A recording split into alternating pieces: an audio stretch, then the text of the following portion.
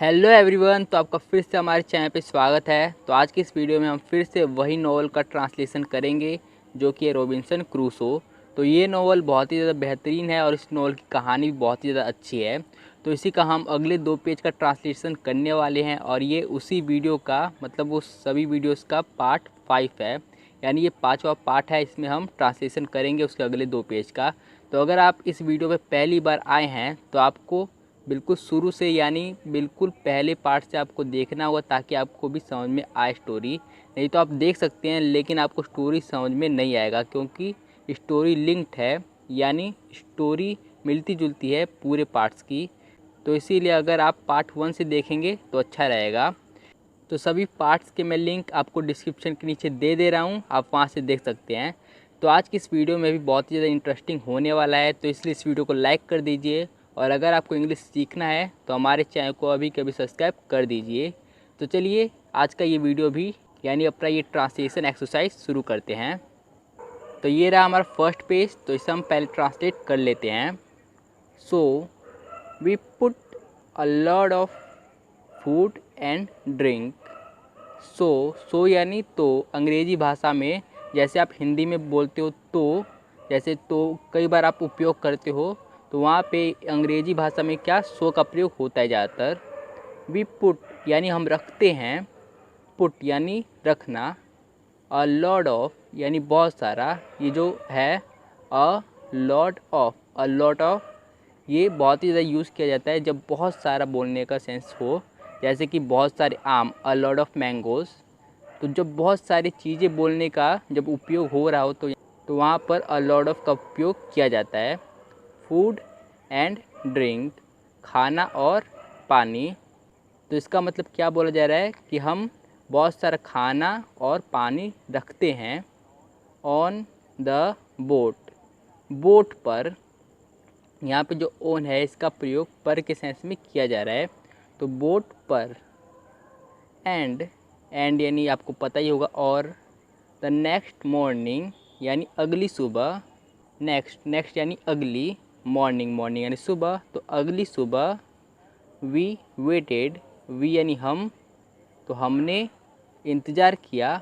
Weighted यानी wait करना, यानी किसी चीज़ का वेट करना। जैसे मैं आपको एग्ज़ाम्पल के रूप में दूँ, जैसे कि मैं उस शो का इंतज़ार कर रहा हूँ, तो वो एक शो है जो टीवी पे आने वाला है और मैं उसका इंतज़ार कर रहा हूँ, तो यहाँ पे मैं वेटेड का प्रयोग कर सकता हूँ कि मैं वेट कर रहा हूँ। तो वी वेटेड यानी हमने इंतज़ार किया।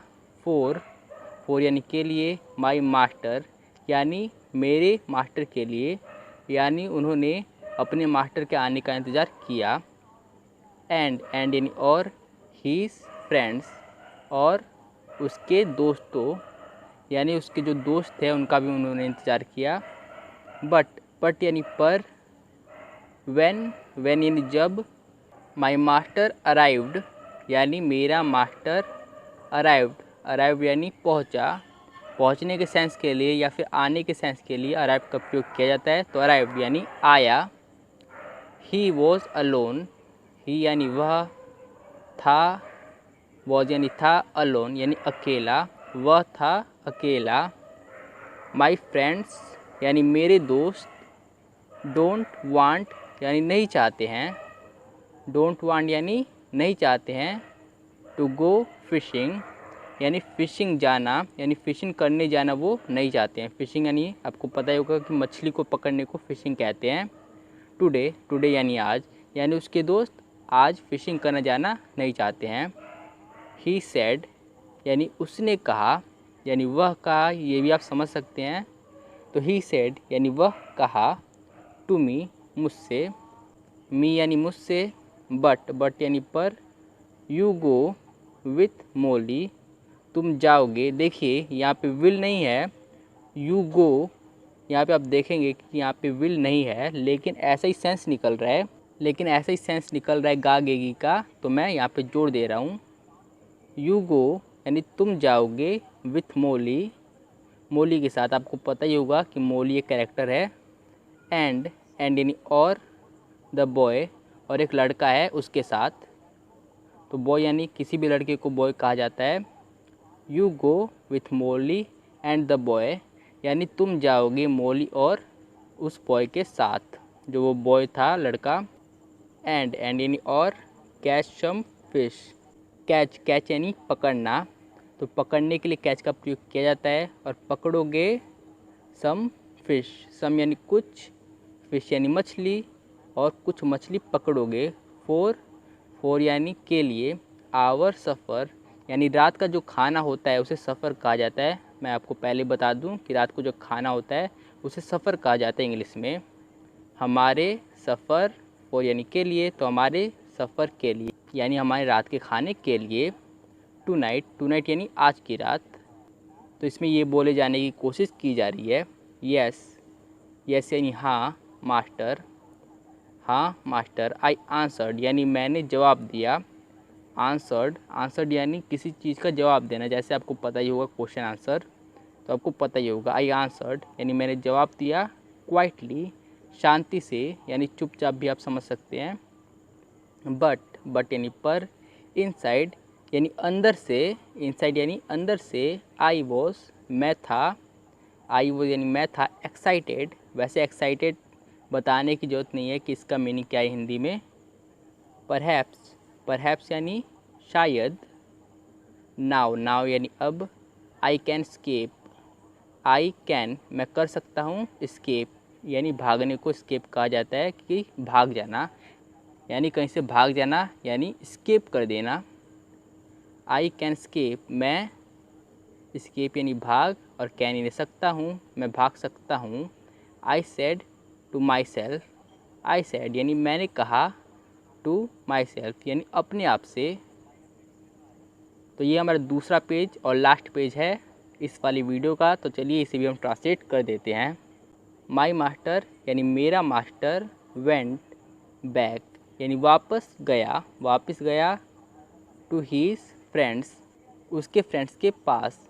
तो ऐसा कुछ सेंस निकल रहा है। My master went back to his friends. And यानी और। वी टुक हमने लिया, वी टुक यानी हमने लिया।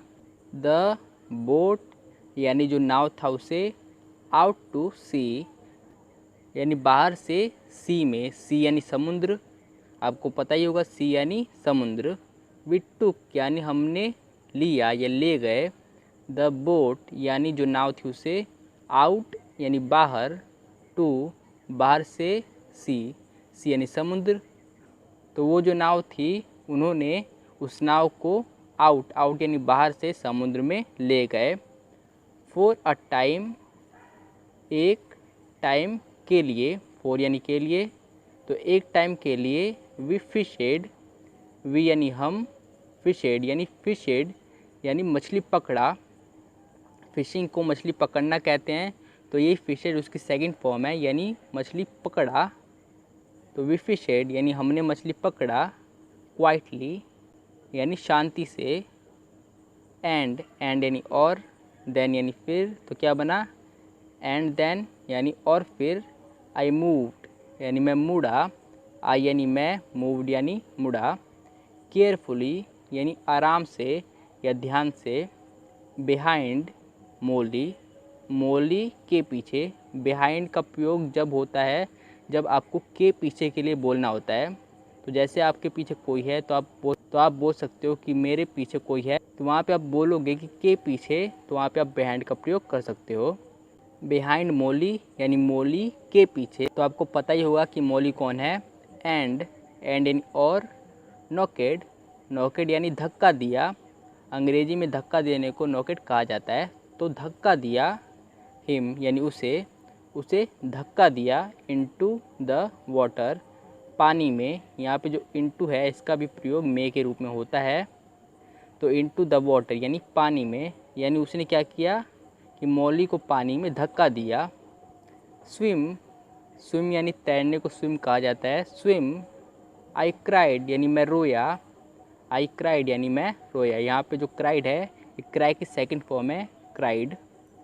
Swim to the shore, swim यानी तैरो। टू द शोर यानी किनारा, तो किनारे तक तैरो। इसमें ये कहा जाने की कोशिश की जा रही है। तो मैं यहाँ पे एक ट्रिक भी बता देता हूँ कि आपको पढ़ने में हेल्प होगा कि ज़्यादातर क्या होता है कि इंग्लिश पीछे की तरफ बनता है। जैसे यहाँ पे आप पढ़ सकते हैं स्विम टू द शोर, शोर यानी किनारा, तो ये आपने किनारा बोल दिया, किनारा। टू द, तो यहाँ पे आप टू देखेंगे तो टू का तक के लिए भी प्रयोग किया जाता है, तो तक, तो किनारे तक।